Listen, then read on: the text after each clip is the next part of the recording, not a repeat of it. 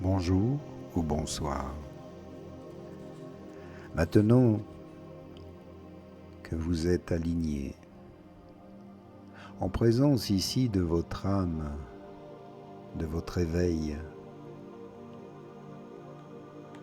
vous êtes en totale maîtrise. Vous avez la souveraineté. Et durant cette méditation, soyez attentif, attentive aux manipulations que le système cherche encore à vous vendre. Soyez ici calme et détendu, respirez profondément, gardez le cœur ouvert, un esprit éveillé, car le système ne vous a pas seulement vendu des produits, il vous a vendu un but, souvent enveloppé dans des slogans. Et cela vous a été inculqué depuis l'école ou par les médias, parfois même par votre famille. On vous dit réussissez en devenant utile, en étant apprécié, efficace, admiré. Alors souvent, vous poursuivez ces objectifs et vous obtenez peut-être le poste convoité. Avec l'argent, vous achetez des choses, vous franchissez les étapes importantes et pourtant, quelque chose en vous ne va toujours pas.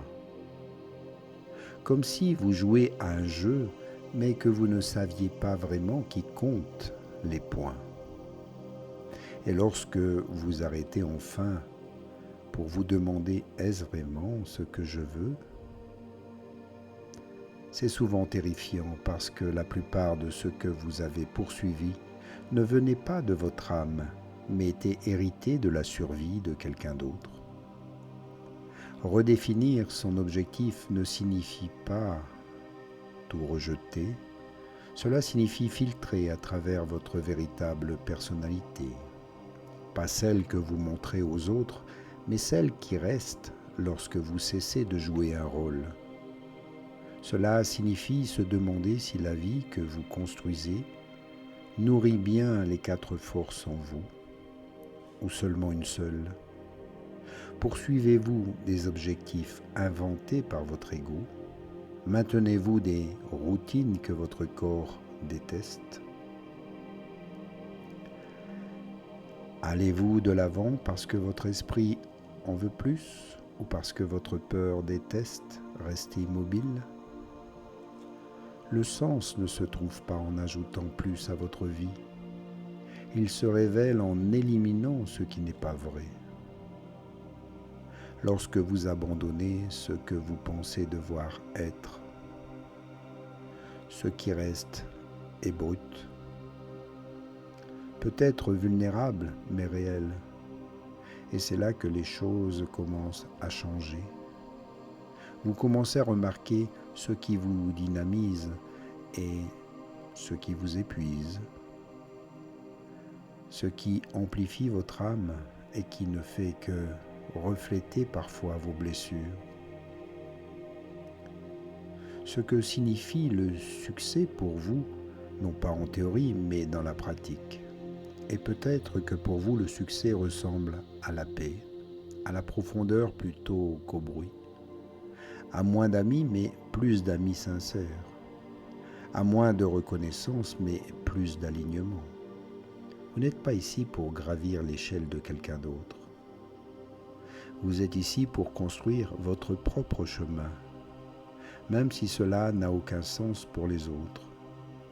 Car lorsque vous vivez selon les coordonnées de votre âme, vous cessez de jouer pour obtenir des applaudissements, vous cessez de vivre pour impressionner et commencez à vivre pour vous exprimer. Et cette expression, lorsqu'elle est honnête, devient l'acte de rébellion le plus radical dans un monde construit sur des masques. Mais vous n'êtes pas destiné à suivre ce chemin seul. L'alignement peut commencer à l'intérieur de vous, mais s'étend à travers la communauté. Si vous êtes sérieux dans votre démarche, c'est ici que tout commence. Et voici peut-être la dernière pièce du puzzle. Le but n'est pas un titre que l'on gagne, c'est une vérité dont on se souvient. Et s'en souvenir n'est pas toujours facile. Cela vous oblige à décevoir les autres, à dire non à des choses que vous auriez peut-être demandées auparavant, à démanteler des identités qui vous ont valu de l'intérêt, de l'amour peut-être, de l'attention. Mais quel est l'intérêt d'être aimé pour ce que vous n'êtes pas? Quel est l'intérêt d'atteindre des objectifs qui ne vous ont jamais appartenu? Lorsque vous commencez à vivre à partir de votre âme, votre ego trouve la paix dans le service. Votre corps se sent plus qu'épuisé et votre esprit n'a plus besoin de crier pour être entendu. C'est là le succès, pas l'équilibre pour le plaisir de la performance, mais l'alignement pour le plaisir de la vérité. Vous ne trouvez pas votre raison d'être en cherchant davantage. Vous la trouvez lorsque vous réalisez que vous n'avez jamais été perdu, mais simplement recouvert de couches surchargées et conditionnées à oublier. Et quand nous serons suffisamment nombreux à prendre conscience de cela, alors tout changera.